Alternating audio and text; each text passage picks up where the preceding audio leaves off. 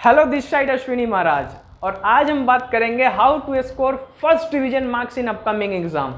जैसा कि आप लोग सभी जानते हैं पाटलिपुत्रा यूनिवर्सिटी का पार्ट 1 और पार्ट 2 का एग्जाम का डेट आ गया है। ठीक है, एक दो दिन में आपका एडमिट कार्ड भी आ जाएगा। 20 तारीख से एग्जाम स्टार्ट है पार्ट 2 वाले का और पार्ट 1 वाले का 21 तारीख से स्टार्ट है। ठीक है, तो ये लेक्चर सभी के लिए इम्पॉर्टेंट है, या वो साइंस बैकग्राउंड से है, कॉमर्स बैकग्राउंड से है या फिर आर्ट्स बैकग्राउंड से। ठीक है, ये तीनों स्ट्रीम के बच्चों के लिए इम्पॉर्टेंट लेक्चर होने जा रहा है। ठीक है, तो इसको आप बिल्कुल मिस नहीं करेंगे, क्योंकि इस लेक्चर में हम बात करेंगे कि आप फर्स्ट डिवीजन मार्क्स कैसे स्कोर कर सकते हैं। ठीक है, क्योंकि बड़ा इंपॉर्टेंट टॉपिक है।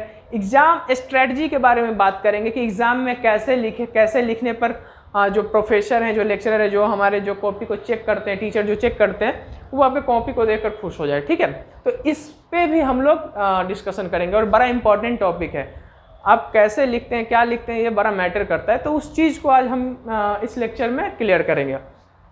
क्लियर करने से पहले हमने कुछ दिन पहले वीडियो डाला था, जैसे गेस्ट क्वेश्चन दिया था कि आपको बिजनेस लॉ का, फाइनेंशियल अकाउंट का, मनी एंड बैंकिंग का। ठीक है, तो कुछ बच्चों का कमेंट था कि सर ईडीआई का भी क्वेश्चन दे दीजिए। तो भैया क्वेश्चन मिलेगा, आप टेंशन ना लो। ठीक है, अभी लेक्चर में समझ में आ जाएगा आपको कि क्वेश्चन कम मिलेगा। कुछ लोगों का है कि आपको कैसे पता कि ये क्वेश्चन आएगा, तो भाई एक्सपीरियंस का बात होता है। कैसे डॉक्टर होता है, नब्ज पकड़ के बता देता है कि अरे भैया ये बीमारी है आपके पास। ठीक है, तो एक एक्सपीरियंस होता है क्वेश्चन का, तो वो है भैया। आप बिजनेस लॉ का एग्जाम देकर आओगे ना, तो आपको पता चलेगा कि क्वेश्चन आएगा कि नहीं आएगा। ठीक है, तो आप थोड़ा सा ट्रस्ट करके चलो। राइट, तो हम अपने टॉपिक पे आते हैं कि how to score first division marks in upcoming exam part 1 and part 2। तो जो भी साइंस वाले स्टूडेंट है, कॉमर्स वाले हैं, आर्ट्स वाले हैं, तीनों के लिए वीडियो इंपॉर्टेंट है। ध्यान से दीजिएगा, ध्यान से देखना भाई। सबसे पहले एग्जाम में कितने क्वेश्चन आते हैं? 10। एग्जाम में क्वेश्चन कितने आते हैं? 10, जिसमें जो क्वेश्चन नंबर 1 जो होता है हमारा नेसेसरी होता है सबके लिए। क्वेश्चन नंबर 1 तो आपको सॉल्व करना ही करना है, कंपलसरी है सारे स्टूडेंट के लिए। ठीक है, क्वेश्चन नंबर 1 में क्या होता है? तो एमसीक्यू। क्वेश्चन नंबर 1 हमारा क्या होता है? एमसीक्यू होता है, जो सारे बच्चों के लिए कंपलसरी होता है, सॉल्व करना होता है। कितने एमसीक्यू होते हैं भैया? तो 10 एमसीक्यू होते हैं। ठीक है, 1 2 3 4 5 6 7 8 9 10 10 एमसीक्यू होते भैया जी, 10।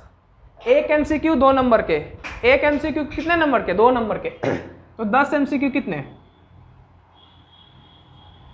20 मार्क्स के तो आपके एमसीक्यू हो गए। 20 मार्क्स के क्या हो गया? आपका एमसीक्यू हो गया। ठीक है, बाकी अगर आपके प्रैक्टिकल है तो प्रैक्टिकल की हमें जानकारी नहीं है, बाकी बचते हैं 80 मार्क्स। बाकी कितने मार्क्स आपके बचते हैं? 80 मार्क्स। अब 80 मार्क्स के लिए 4 क्वेश्चन आपको सॉल्व करना पड़ेगा। एक क्वेश्चन 20 मार्क्स, एक क्वेश्चन का कितना नंबर होता है? 20 नंबर, तो 4 क्वेश्चन का 80 नंबर। ठीक है, ये तो आपके क्वेश्चन के पैटर्न हो गए कि एक एमसीक्यू रहेगा जिसमें 10 एमसीक्यू होंगे, 20 नंबर के होंगे, एक सही होगा 2 नंबर मिलेगा। ठीक है, कोई निगेटिव मार्किंग ये सब नहीं होता है, घबराना नहीं है। और टोटल मैंने क्वेश्चन कितना बोला? 10 में से एक एमसीक्यू, बाकी बचता है 9 क्वेश्चन। बाकी कितना क्वेश्चन बचता है? 9 क्वेश्चन। और इसी 9 में से कोई 4 क्वेश्चन भैया आपको सॉल्व करना रहता है। ठीक है, किसी 9 क्वेश्चन में से किसी 4 आप चूज करिए, उस 4 क्वेश्चन को सॉल्व करिए। ठीक है, तो हमको करना क्या है? सॉल्व तो 4 करना ही है, क्योंकि 5 क्वेश्चन टोटल सॉल्व करने होते हैं। एक एमसीक्यू हो गया और 4 आपको ये क्वेश्चन सॉल्व करने पड़ेंगे 9 में से किसी 4 क्वेश्चन को। तो हमको सबसे पहले क्या करना है? यहीं पे बच्चे मिस्टेक करते हैं। ये जो 10 एमसीक्यू है ना, ये जो 10 एमसीक्यू है, इसको पहले नहीं करना है। ठीक है, ये जो 10 एमसीक्यू है यही तो मेन है। कैसे मेन है वो भी हम बताएंगे। यही 10 क्वेश्चन तो आपका इंप्रेशन बढ़ाता है। जो कॉपी चेक करते हैं ना, यही 10 क्वेश्चन से इंप्रेशन आपका बढ़ता भी है और घटता भी है। मेनली यही होता है। तो इस 10 क्वेश्चन को आपको पहले नहीं करना है भाई, आपको पहले नहीं करना है। अगर किसी इस 10 में से किसी क्वेश्चन पे अगर आप 100 नहीं 110% श्योर है ना, तो ही आप इसका आंसर लिखिए, बाकी छोड़ दीजिए। इसको कब करना है हम अभी बताते हैं। अगर इस 10 में से किसी क्वेश्चन में अगर आप 5 क्वेश्चन आपको 110% आप श्योर है कि यही आंसर होगा, तो आप इसको सॉल्व करेंगे, नहीं तो इसको छोड़ देंगे, नहीं तो इसको अभी आप छोड़ देंगे। जब 3 घंटे का एग्जाम होता है, 3 आवर्स, 3 घंटे का एग्जाम होता है, 3 घंटे पूरा होने से अगर 10 मिनट पहले 10 क्वेश्चन को सॉल्व करने के लिए अगर सिर्फ लिखना ही है तो आपको 1 मिनट काफ़ी है। 1 मिनट काफ़ी है 10 क्वेश्चन को सॉल्व करने के लिए। तो एग्ज़ाम मतलब 3 घंटा पूरा होने से 10-15 मिनट पहले आप इस क्वेश्चन में आइए। ऐसा हम क्यों कह रहे हैं, ठीक है। तो कोई भी एग्ज़ाम हो, जब लास्ट टाइम आता है ना, तो 1-2 मिनट का ऐसा समय हर एक एग्ज़ाम में लगभग मिल ही जाता है कि बच्चा ऐसे ऐसे कर लेता है, ठीक है।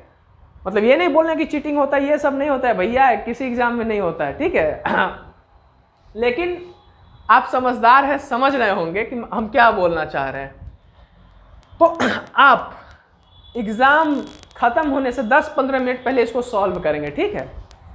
तो आपको एक सटीक नॉलेज मिल जाएगा कि इसका आंसर क्या होगा, ठीक है। एक थोड़ा सा हवा भी उड़ जाता है कि इसका ये आंसर हो सकता है, मे भी हो सकता है, होता है कभी कभी, CBSE वाले में भी हो जाता है, ठीक है।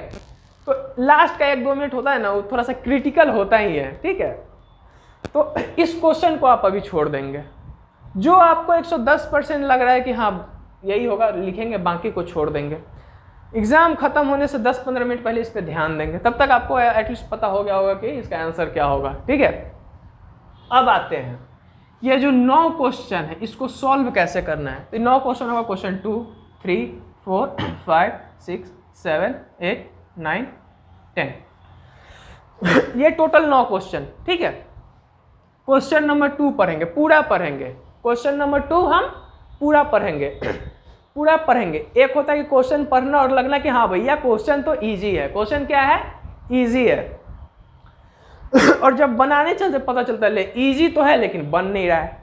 तो पहले पूरा क्वेश्चन पढ़ना है। क्वेश्चन 2 है तो पूरा इसको पढ़ना है पहले, ठीक है। उसके बाद मन में एनालिसिस करना है 2-4 मिनट। हाँ, इस क्वेश्चन को ऐसे बना सकते हैं, ऐसे बना सकते हैं, 3-4 पन्ना तक के क्वेश्चन को हम ले जा सकते हैं कि नहीं ले जा सकते। पहले मन में एनालिसिस करना है। पढ़ने से इजी होना अलग चीज़ होता है और बनाना अलग चीज़ होता है।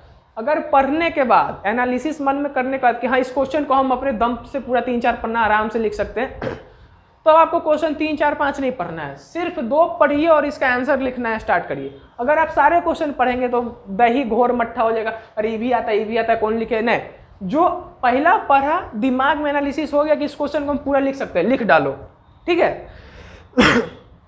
क्वेश्चन नंबर 3 पढ़ा, लगा कि भैया इजी है लेकिन नहीं हो पाएगा, छोड़ देंगे।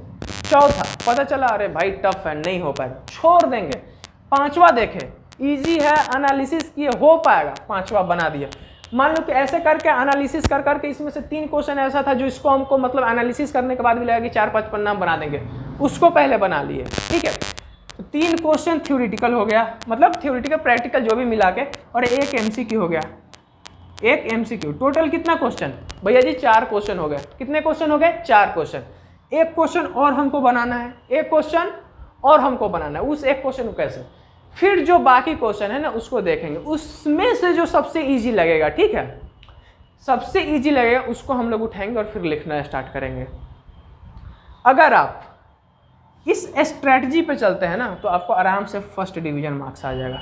क्यों, और ये जो इंपॉर्टेंट है ना, ये 10 क्वेश्चन, ये 10 क्वेश्चन इसलिए इंपॉर्टेंट है क्योंकि यही 10 क्वेश्चन आपका इंप्रेशन को बढ़ाता है, ठीक है। पहला क्वेश्चन है, इस क्वेश्चन को चेक करने में टीचर को कितना समय लगता होगा, 10 सेकेंड। 10 क्वेश्चन है, देखा 1 का है सही है, 1 का B गलत है, D सही है, C गलत है, A गलत है। अब इस 10 में से आपका 5 सही है, इस क्वेश्चन में 5 सही है, मतलब 10 नंबर, ठीक है। तो एक इंप्रेशन बन जाता है कि बच्चे की क्वालिटी क्या है। मतलब आंसर तो टीचर पढ़ते, नो डाउट टीचर पढ़ते, लेकिन इंप्रेशन होता है ना, बोलते हैं ना first impression is the last impression.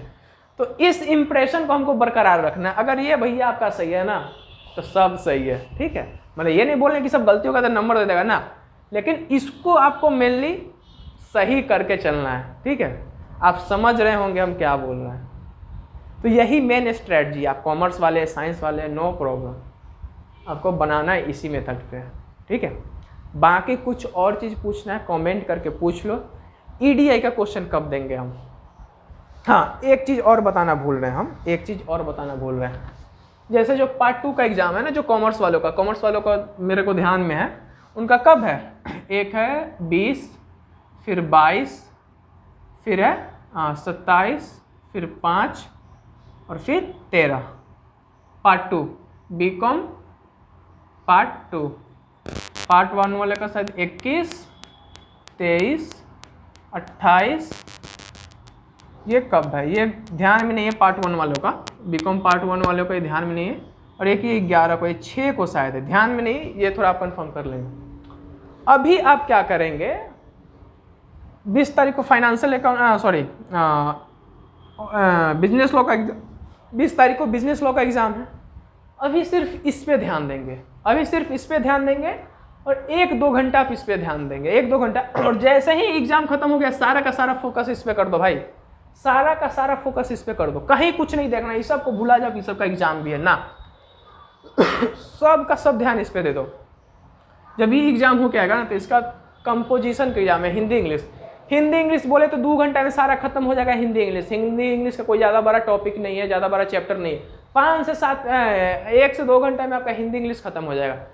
तो इस पे ज़्यादा ध्यान नहीं देना, इस पे आपको एक दिन, मान लीजिए कि बहुत लगता है तो 1 डे, एक दिन ध्यान देना है। बाकी का जो बचता है ना आपका, ये 27 से 5 का जो गैप है, ये सारा ध्यान इस पे देना है।